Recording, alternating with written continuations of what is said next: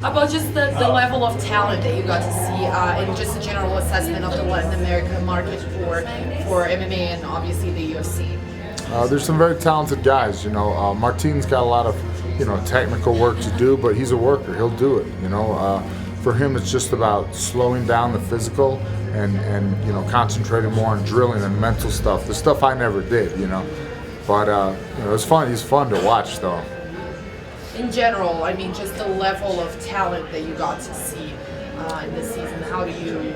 Well, I think everybody was in agreement. The striking's great. The boxing's phenomenal. The jiu-jitsu's much better. The jiu-jitsu's good. The wrestling isn't there yet. But other than that, wrestling's overrated. It's kind of hard too, so shouldn't really do it. Good advice, sound advice for those of you out there.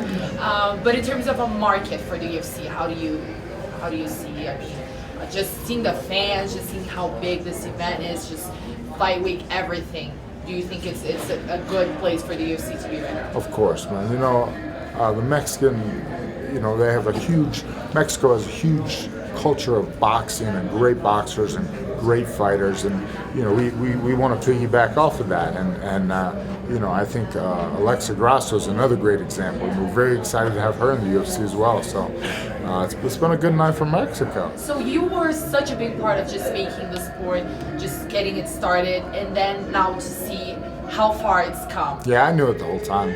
No, I knew when I was 20 years old and I had to go in the back where they kept the porno movies to rent VHSs of the UFC.